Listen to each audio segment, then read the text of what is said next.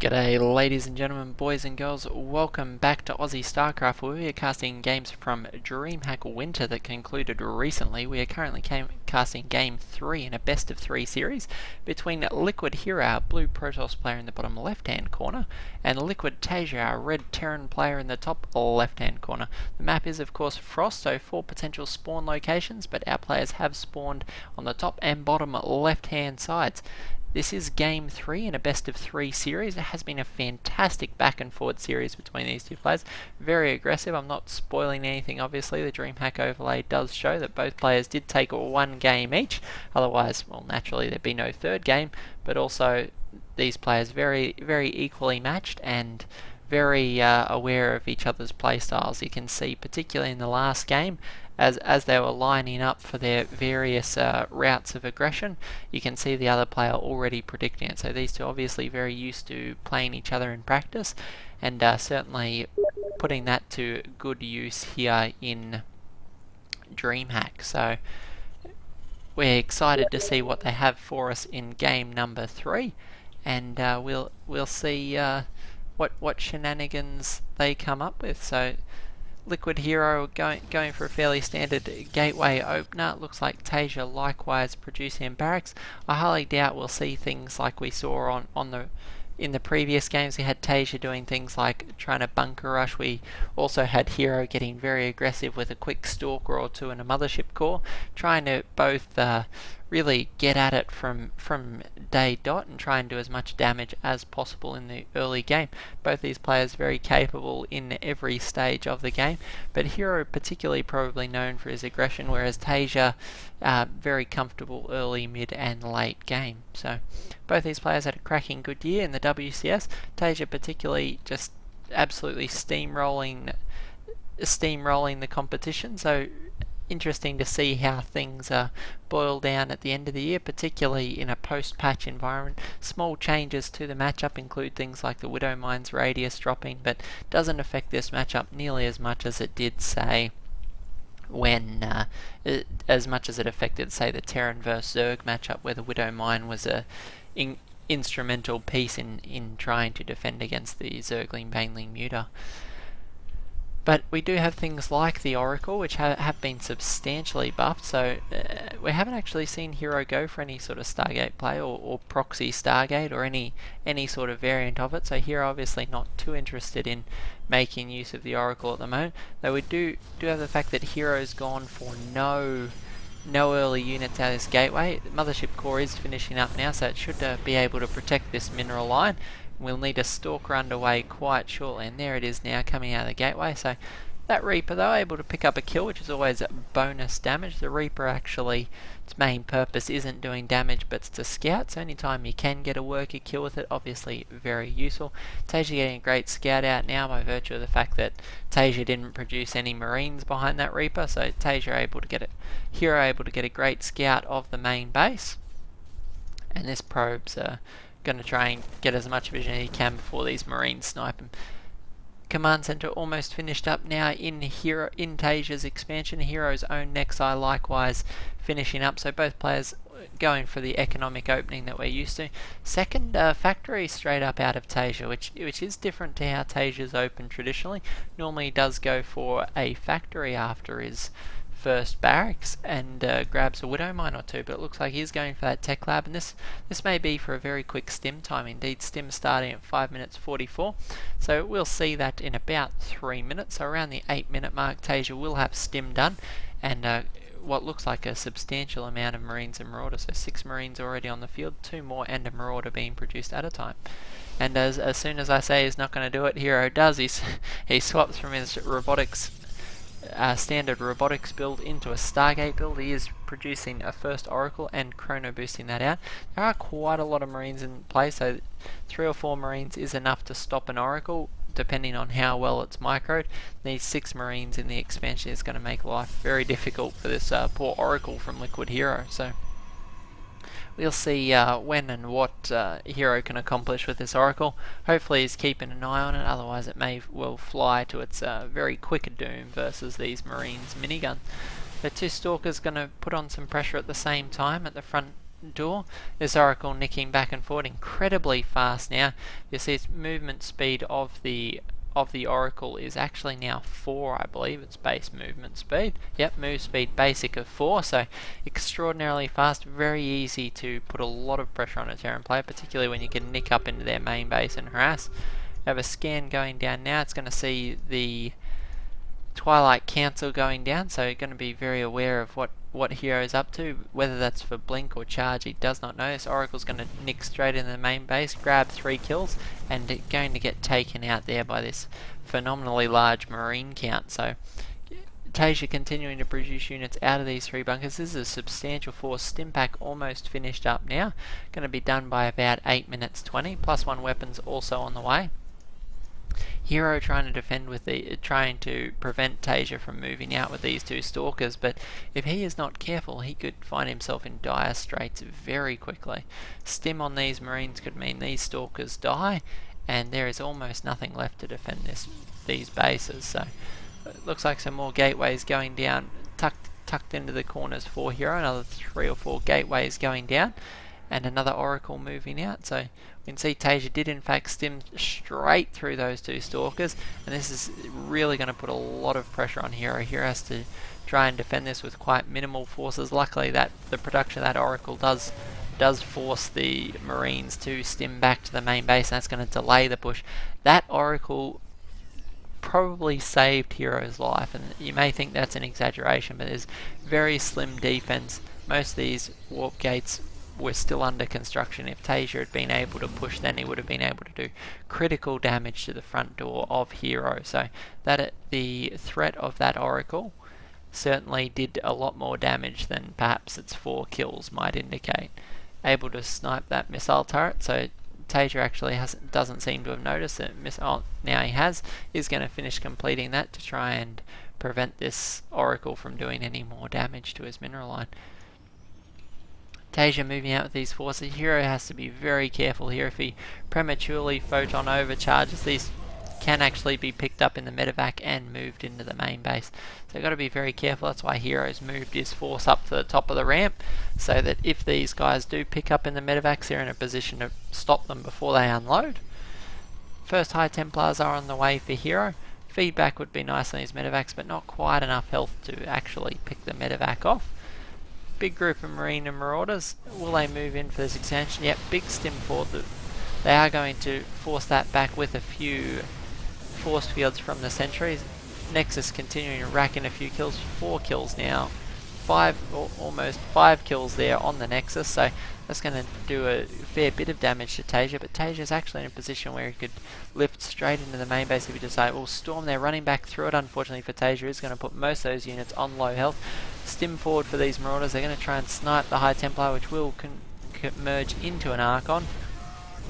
And we have Liquid here trying to hold this off with an almost purely Zealot force. So Zealots and 1 Archon, though Zealots very good at tanking the damage, providing they have Zealot legs and can actually land a few blows. And there they are, Zealot legs off cooldown now, doing a lot of damage to the Terran forces, but Tasia kiting back and forth is just continuing to wear down this Protoss force.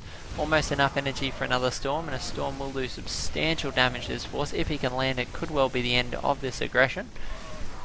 Have these Zealots continuing to try and clean up this Archon behind, doing a lot of splash damage to these units. Storm going to force those medevacs back. Well, another Storm and those Marines merge an Archon to try and prevent the High Templars getting sniped. Oh, this Archon doesn't. Oh, Hero wants to save this Archon. Every Archon's a lot of splash damage. Archon's almost dead there. Unfortunately, Tasia unable to focus that down. Oh, manages to grab it at the last moment. A Storm on the medevac does pick off one of the medevacs, but the Widow Mine grabbing a kill of its own. Zealots are going to go in, but these medevacs are going to be able to heal straight through that damage and going to force Hero back into the main base. So a constant stream of reinforcements from Tasia. We can see 3 Marines and 3 Marauders at a time. This Oracle here deciding to make use of itself. It's going to pick off the Marines and then be able to do some damage to the Marauders. Big stim forward from Tasia. He's going to try and muscle his way into this natural base. We have a Nexus with 11 kills. If Nexus had rank, it would almost be a master already. So that's a little bit silly, but this Nexus, you can see just how important the photon overcharge is. Without it, Hero would be in substantial problem. The Oracle now up to 9 kills. It continues to harass these reinforcements. That's put a lot of pressure on Tasia. Tasia knows he needs to make something of the units he has because there's not too much more on the way. So Marines especially getting picked off first, so the Oracle can just continue to harass. Up to 11 kills, so definitely making its money worth. Or a few more Zealots trying to stop this. Tasia so close to sniping this Nexus. If Hero pulls back too far, Tasia will take that Nexus so quick. Hero's head will spin. Nice storm on both the Medivacs and the Marine units. These Medivacs getting super low on health here. Hero unfortunately doing the best he can to hold this line. Tasia putting so much pressure on more units being warped in. We have this Immortal here to add some damage. 2 Immortals now. Hero trying to buy some time for another storm. These Medivacs so close to being taken out. But the Medivacs making it so very cost effective for Tasia. As you can see, Tasia ahead on the unit loss, having killed a lot more units of Liquid Hero, and Tasia actually able to take his 3rd base now. So that storm almost takes the Medivac. Medivac survives with 4 health. Looking at the production tab, we see an Archon now on the way for Hero. Hero trying to use these Immortals to do as much damage as he possibly can. They are starting to rack in a few kills here. These Medivacs are so close to dying. 4 red health Medivacs, but they are making this army cost effective. Hero needs to get something that can shoot and take out these Medivacs. Another Photon Overcharge would be great, but there's no energy. He is completely out of energy. These Immortals though plugging away. 6 kills on one, 3 on another, 10 kills between them. It should force Tasia back. If Tasia can fall back and repair these Medivacs, not a common choice to repair. Most players just choose to continue producing, but when you have this many low health Medivacs, it pays to invest just a little bit in their survival. Colossi now on the way for Liquid Heroes and extended thermal lance, so it looks like Hero's just been able to hold on here, but Tasia and his army's been healed up by his Medivacs again. So many Medivacs here for Tasia, and I just think this unit's loss tab tells the story of this game. 3 bases now in play for Tasia. Hero trying to counterattack as best he can, but this steady stream of reinforcements is going to be able to pick up those Zealots. Hero's finding himself in a very difficult position here. It's hard to say what he should do at this point. There's enough Marauders here to make life difficult for this Colossi. And his own 3rd base going to have to cancel it as the Marauders swing around. So Hero really needs to be able to pick off this army and kill off these Medivacs, but unfortunately been unable to do that. No units that can actually shoot up. A storm there is going to eliminate many of them, but a big boost up into the main base. These Stalkers trying to take out the Medivac, gets one of them, but the Marauders just doing so much damage here. Colossi moving up onto the high ground, but is going to be able to pick one of them off straight away. There's a nice pickup for Tasia, reducing the Colossus count, always useful. Oracle following these units around, wants to try and snipe them if at all possible.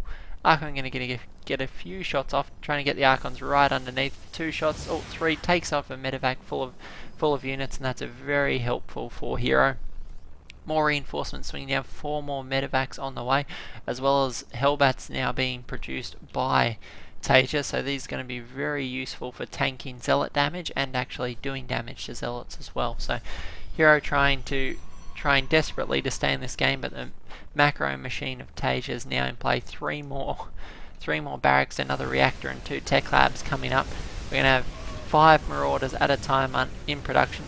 Hero getting a nice angle of engagement here, but time and again we're seeing these Medivacs heal units up and pull them out of the fight. We have 3-3 on the way now for Tasia, as opposed to the no, we do actually have Protoss armor level 3, though we have no weapons upgrades currently for Tasia by the look of it. So a bit of an interesting choice there for Hero. We know that armor is better than weapons in a PvT matchup, but you want to be careful that you don't carry that to excess. Your army still does need to do damage as well.